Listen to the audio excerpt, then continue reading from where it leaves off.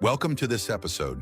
Today we are visiting one of the most extraordinary places ever built by human hands, the Cathedral of Notre-Dame de Paris.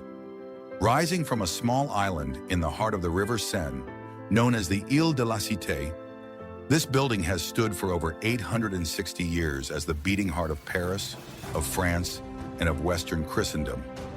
Notre Dame means Our Lady in French. Every stone, every window, every bell, and every melody inside this cathedral is dedicated to the Virgin Mary, the Mother of Jesus Christ. She is not merely the name on the door, she is the soul of the building. Everything in it speaks of her. The cathedral was begun in 1163 and took roughly 180 years to complete.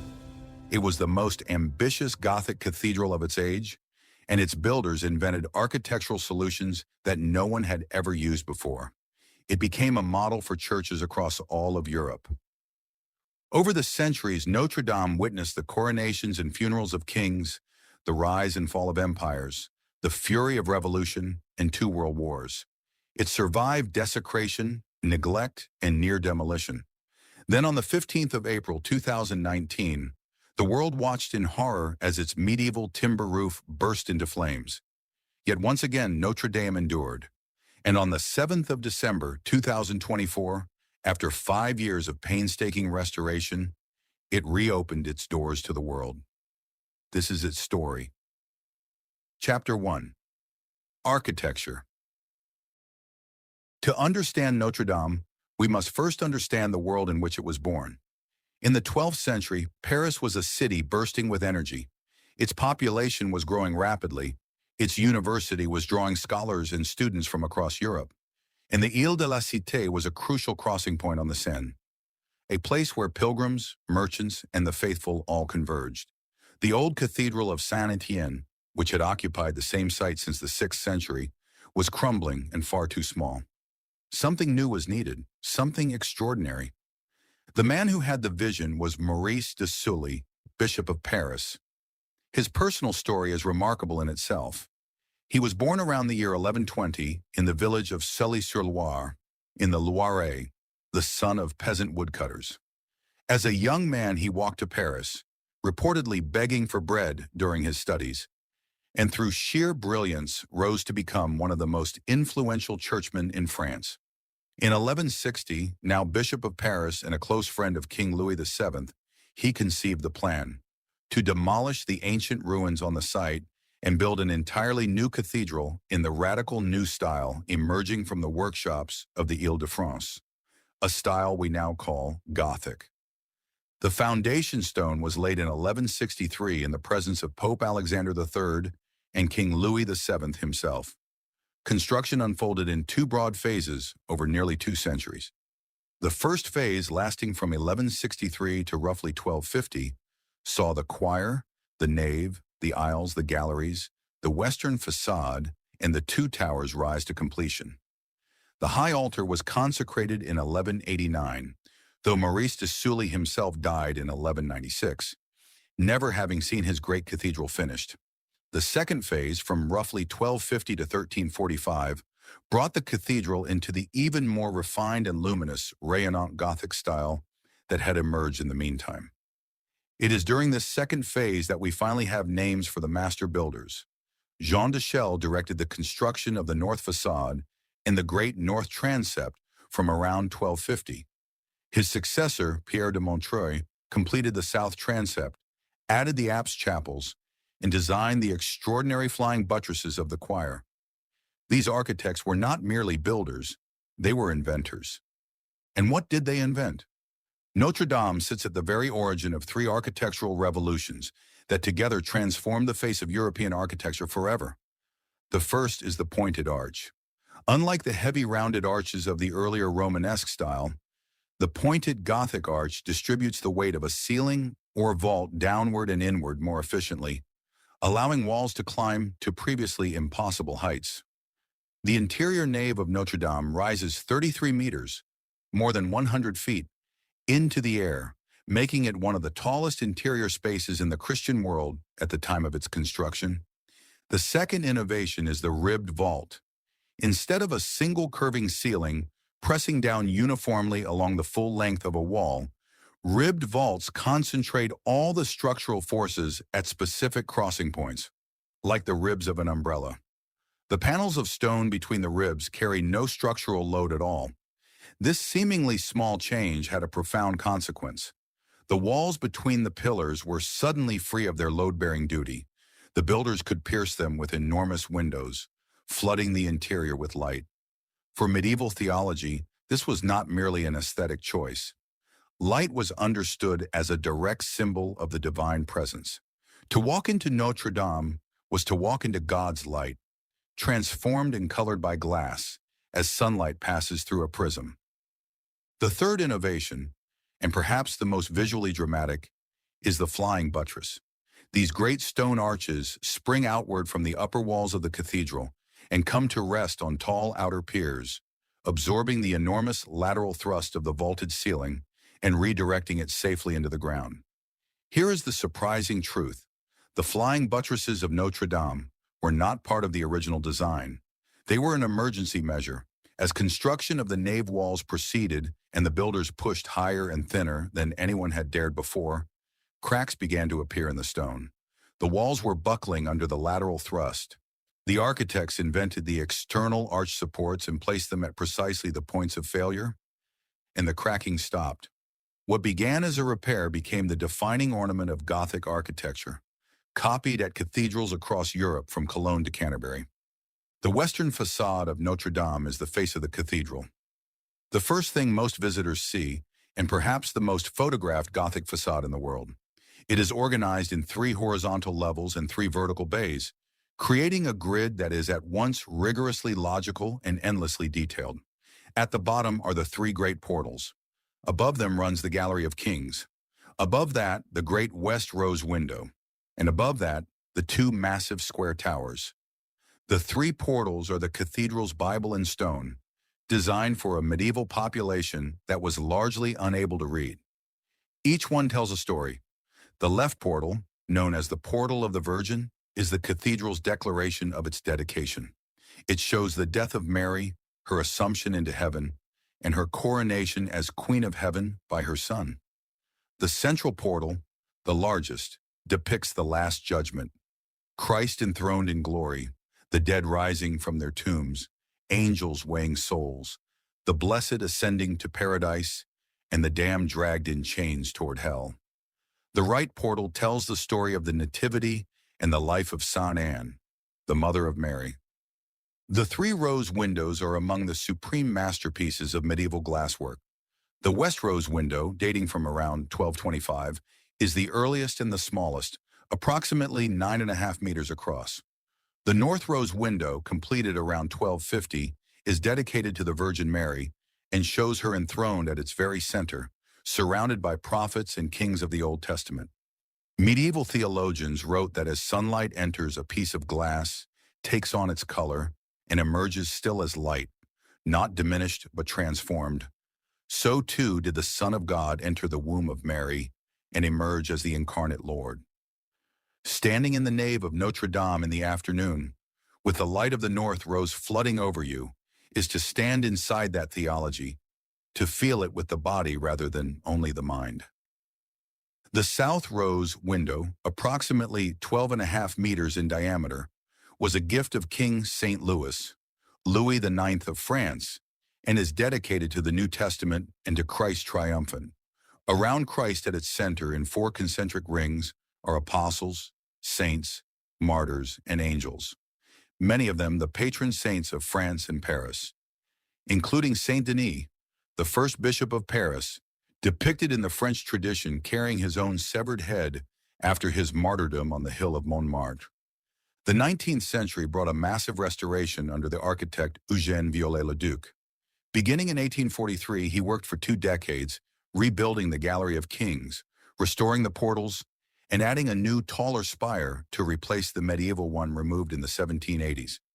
His spire was decorated with copper statues of the 12 apostles, and, here is a charming detail, he depicted the apostle St. Thomas, patron saint of architects, in his own likeness, gazing upward at his own creation for eternity.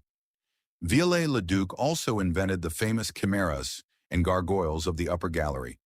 Contrary to popular belief, these creatures are almost entirely 19th century creations. The famous brooding figure known as Lestrige, who crouches on the north gallery with his head in his hands and gazes over Paris with an expression of world-weary melancholy, was designed in the 1840s. He is not medieval at all. The idea that he is ancient is itself a kind of romance, a nostalgia for a Middle Ages that never quite existed as imagined, which was precisely the spirit of the Gothic revival movement. Inside his spire, as a final personal touch, Viollet-le-Duc enclosed three relics: a fragment of the crown of thorns, a relic of Saint-Denis, and a relic of Saint-Geneviève, the patron saint of Paris.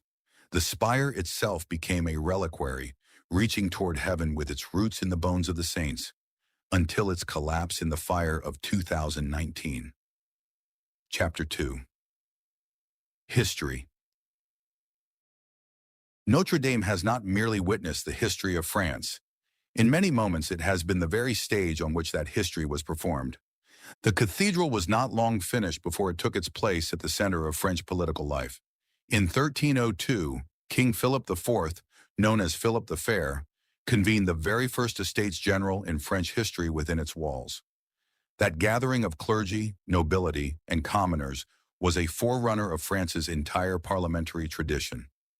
In 1431, at the height of the Hundred Years' War, the young English King Henry VI was crowned King of France at Notre-Dame, a bitterly contested act of political theater intended to legitimize English claims over the French throne. Joan of Arc had already been captured and burned at the stake, but France would ultimately prevail. Henry VI's coronation at Notre-Dame was one of the last desperate gestures of English ambition on French soil. Then came the reign of King Louis IX, canonized as Saint Louis. His contribution to Notre-Dame's spiritual life was extraordinary, and it came in the form of the most precious relic in Christendom, the crown of thorns. In 1238, Louis purchased it from the impoverished Latin emperor of Constantinople, Baldwin II.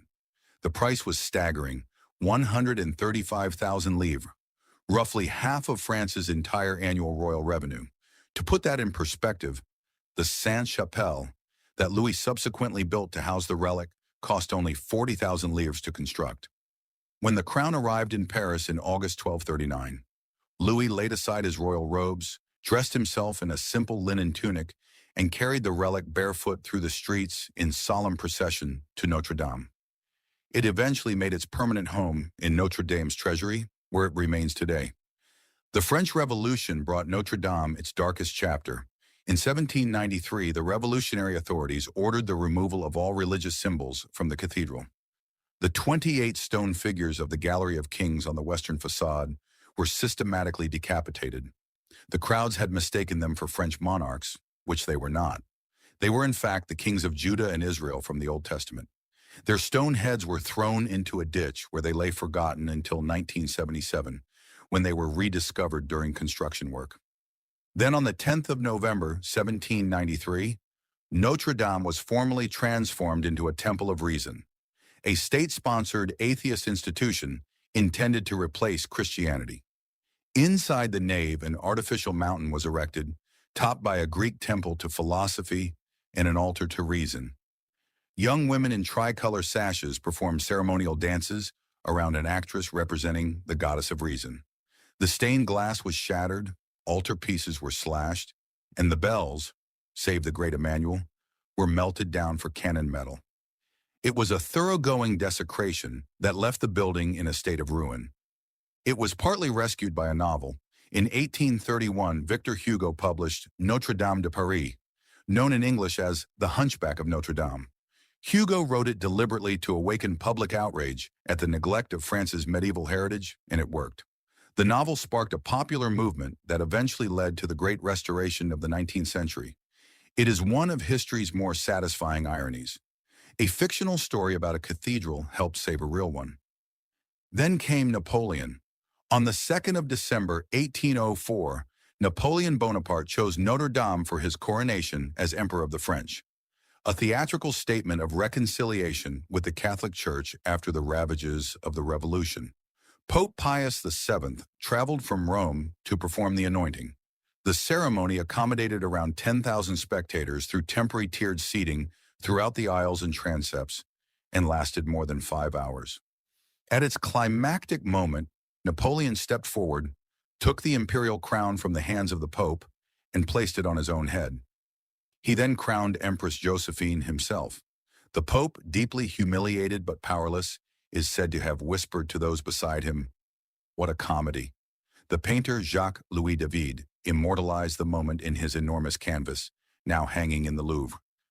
It was this same Pope Pius VII who, just 2 months after the coronation, on the 27th of February, 1805, elevated Notre-Dame de Paris to the dignity of a minor basilica, making it the first minor basilica in all of France. The title, granted by the Pope himself, formally recognizes a church as a place of exceptional historical and spiritual significance in the universal church. The cathedral also witnessed moments of national joy. On the 26th of August, 1944, as the Allied armies liberated Paris from 4 years of Nazi occupation, General Charles de Gaulle led a solemn singing of the Magnificat, the ancient canticle of the Virgin Mary, within the cathedral. Even as the service was underway, German snipers were reportedly still firing from the gallery above.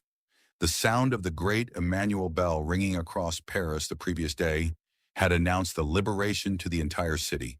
The bell was declared a National Historic Monument that very year. And then there is the catastrophe of 2019.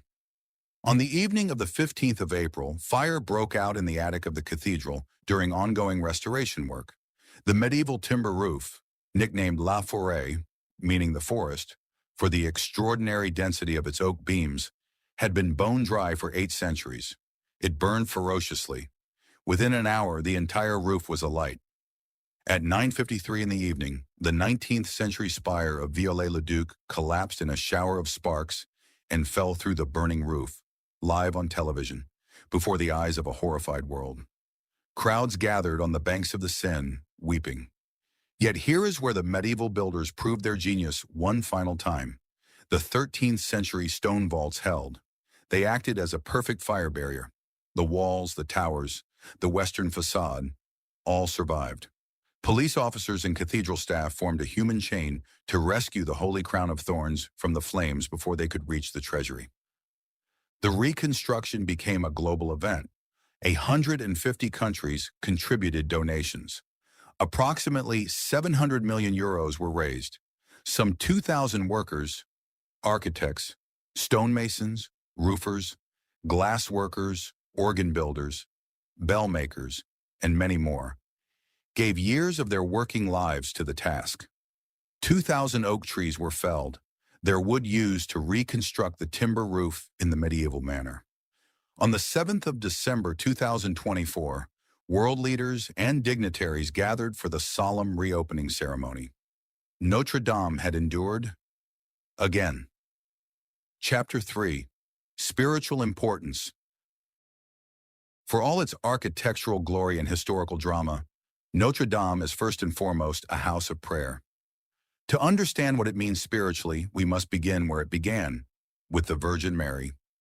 In the 12th century, when Maurice de Sully conceived the cathedral, Marian devotion was at its cultural and theological peak across medieval Europe. Mary was understood not merely as a revered figure from sacred history, but as the Queen of Heaven, the great intercessor between sinful humanity and the divine. Every major cathedral in France was placed under her protection. Notre Dame, Our Lady, declared from its very name where its loyalties lay. Every element of the cathedral's visual and symbolic program proclaims this dedication. Mary appears in the portal of the Virgin on the western facade. She sits enthroned at the very center of the north rose window, the afternoon light streaming through her image onto the nave floor below.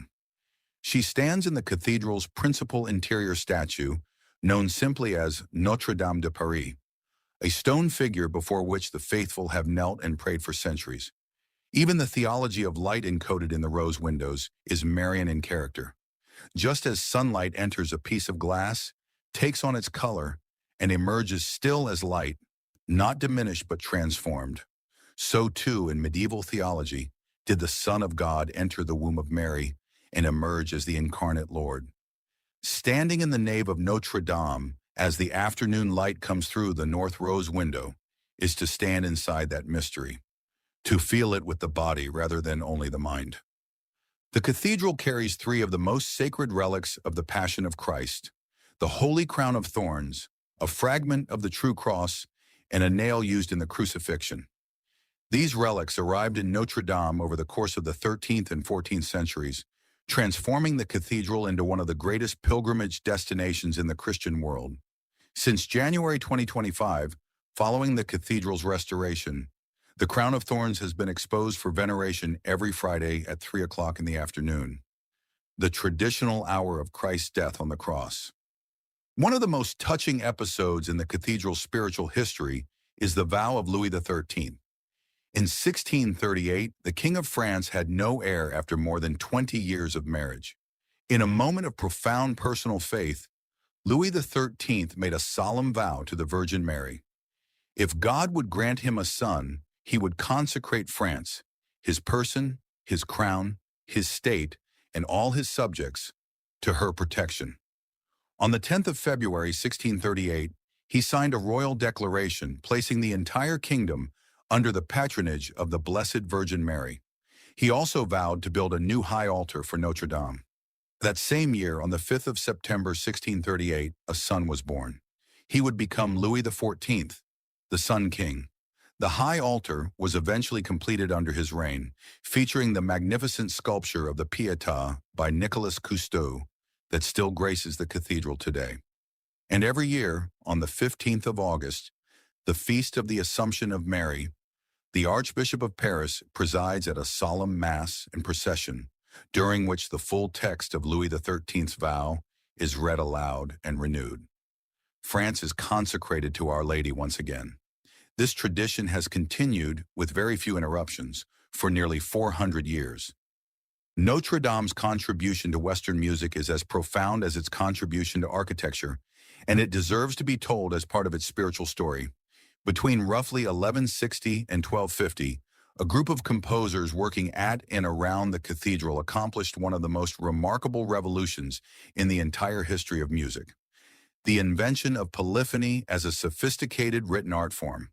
Before this, sacred music consisted almost entirely of Gregorian chant, a single unison melody sung by all voices together. The masters of the Notre Dame school began to layer multiple independent voices simultaneously. 2, 3, 4 voices moving in different rhythms and melodies, weaving together into a harmonic texture of breathtaking complexity. 2 names survive from this era. Léonin, who lived from roughly 1135 to 1201, is considered the first great master. He compiled the Magnus Liber Organi, the Great Book of Organum, a comprehensive cycle of polyphonic settings for the entire liturgical year. His successor, Pérotin, who lived from roughly 1160 to 1220, pushed the innovation further still. He is the first composer of 4-voice polyphony whose music has survived to the present day. Their innovations spread across Europe and became the foundation on which the entire Western classical tradition was built. Every symphony orchestra, every choral society in the world today is in some sense a descendant of the musical experiments conducted in and around Notre-Dame de Paris 800 years ago. The grand organ continues this musical tradition. The history of organs in Notre-Dame reaches back to around 1330. The defining transformation came in the 19th century when the legendary builder Aristide Cavalier-Coll rebuilt and enlarged it between 1863 and 1867, creating a full symphonic instrument with 5 keyboards and 86 stops. Further enlargements over the 20th century brought it to approximately 8,000 pipes, 5 keyboards, and 109 stops. One of the grandest instruments in the world. The organ survived the 2019 fire, protected by scaffolding, and has since been fully restored. The cathedral's choir school, the Maîtrise Notre-Dame de Paris, traces its origins to the very 12th century. Today, the Maîtrise comprises a children's choir, a young ensemble, an adult choir, and a Gregorian ensemble. They perform regularly with the organ and, on special occasions, with Baroque or symphony orchestras. Nearly 1,200 liturgical services take place in the cathedral every year. The bells complete the picture. Notre-Dame has 21 bronze bells. The most famous is the great Borden known as Emmanuel, cast in 1683 in the presence of King Louis XIV. Emmanuel weighs 13 tons, with a clapper of 500 kilograms, and rings in the musical note of F sharp. It rings only on the greatest occasions: Christmas, Easter, Pentecost, All Saints' Day, the deaths and elections of popes, and events of supreme national significance. During the French Revolution, all of Notre-Dame's bells, except Emmanuel, were melted down for cannon metal. Emmanuel alone was spared. It returned to its tower by order of Napoleon in 1802. And it was Emmanuel's voice rolling across Paris on the 25th of August, 1944, that announced the liberation of the city to those who could not yet see the Allied soldiers in the streets. Summary: Notre-Dame de Paris is a cathedral built over nearly 2 centuries, dedicated to the Virgin Mary, shaped by the theological and artistic ambitions of medieval France, and inseparable from the history of Western civilization. Its pointed arches, ribbed vaults, and flying buttresses changed the face of architecture across a continent. Its rose windows encoded the mysteries of the Incarnation in glass and light. Its portals told the story of salvation to countless generations who could not read the words of Scripture. Within its walls, France crowned emperors, held its first parliamentary assembly, mourned its dead, and celebrated its deliverances. It housed the crown of thorns. It heard the first polyphonic music ever written down. It suffered revolution, fire, and war, and returned each time. It is today an active, living cathedral, celebrating daily Mass, venerating its sacred relics, singing its prayers, training young choristers, and ringing its bells across the rooftops of Paris. Notre Dame is many things: a triumph of engineering, a treasury of art, a pilgrimage destination, a place of music of the highest order, and a witness to history. But above all else, it is what its name declares: a house of Our Lady, built for her, dedicated to her, and sustained by the faith of the millions who have knelt within its walls across the centuries. Thank you for listening. If you enjoyed this episode, please like and share it with your friends. It really helps us.